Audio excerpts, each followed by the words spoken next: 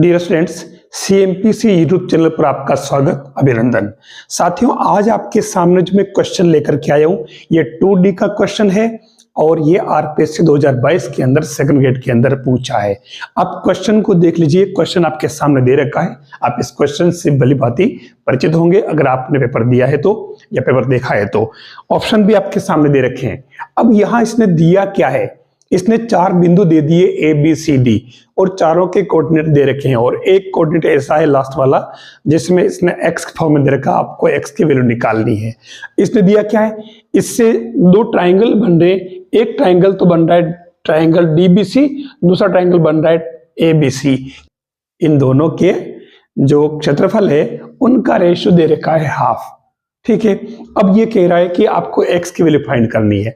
मैंने कहा ना, किसी भी क्वेश्चन को जैसे अपन पेपर में देखते हैं तो हम उसको सोल्व करें यानी टच करें या अगले वाले क्वेश्चन पर बढ़ जाएं, ये डिसीजन कैसे होगा।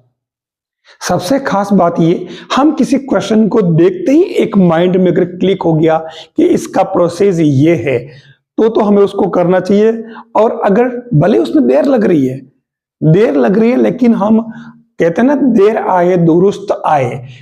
काम तो हमारा आंसर तो हमें मिल रहा है ना, क्योंकि हम प्रोसेस जानते हैं, तो हमें उस क्वेश्चन को जरूर करना चाहिए। यहां आपके पास चारों कोऑर्डिनेट दे रखे हैं, तो इसने जैसा कहा कि ट्राइंगल डीबीसी, हमने इस ट्राइंगल डीबीसी को मैंने लिख दिया है A1 और दूसरे वाले को A2 लिख दिया है। ठीक है, तो ये A1 है, तो उस केस में आप देखो कि 3 बिंदु डी बी सी दे रखे हैं, तो उनके कोऑर्डिनेट से अपन एरिया कैसे फाइंड करते हैं।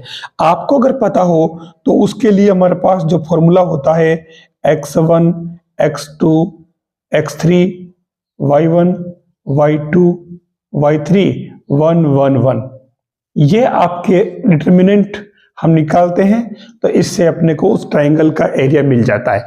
ये फॉर्मूला आपने पढ़ रखा है। अब जब फॉर्मूला हम जानते हैं, 2D का फॉर्मूला है, 12th क्लास में दे रखा है, तो उस कंडीशन में मैंने यहाँ क्या किया कि ये जो DBC लेकर के DBC, एक क्रम ध्यान रखना, D पहले आएगा, फिर B आएगा और फिर C आएगा। बस इसको सोल्व किया तो हमारे पास में फाइनली क्या आ गया, हाफ 28x - 14। ठीक है, अब A2 निकाला तो सेम A2 के लिए इसने दे रखा है A B C, तो A B और C, तो क्रम 6 3, तो ये 6 3 और ये B -3 5 -3 5 और फिर ये 4 -2 आएगा, ये 1 1 1। ठीक है, ये निकाल लिया। अब आप कहोगे कि इसमें तो बहुत देर लग रही। अरे भाई, देर लग रही है लेकिन हम आंसर तक तो पहुंच पा रहे हैं ना। अब यहां पर भी थोड़ा सा अगर माइंड यूज करें तो यहां मैंने क्या किया है कि इनका जो विस्तार किया है वो इस C3 के एलोंग किया है। ध्यान देना, इसका फायदा क्या हुआ कि सब जगह 1 1 1 है, हमें कुछ बाहर गुना कम करना पड़ेगा। ठीक है, तो मैंने ये इस तरीके से किया, तो यहाँ एरिया आ गया आपके ये और दूसरे में एरिया आ गया ये। अब आपको क्या करना है, ये जो है आपको इसमें पुट कर देना। अच्छा, एक बात ध्यान रखना, यहाँ हाफ आ रहा है, मैंने यहाँ काटा नहीं इसको क्योंकि एरिया दोनों में रेशो है, तो दोनों में हाफ कट जाएगा। मैंने इसलिए नहीं काटा, क्या पता अगले वाले में वो ओड नंबर में आए, नहीं कटे, तो मैंने हाफ पहले अलग रख लिया।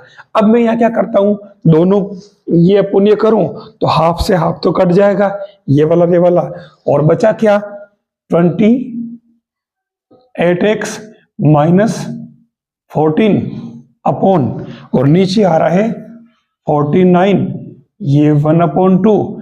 आप देख लो, ये इसको और 7 से काट दो ना, कट रहा है तो 7 चौक 28 2, और ये 7 1/2, और ये आप कर दो 8x - 4 7, तो ये 8x = 11, तो ये आपके x = 11/8 आंसर आ रहा है। यही तो इसने पूछा है, ये आपके ऑप्शन में दे रखा है, आप देख लो।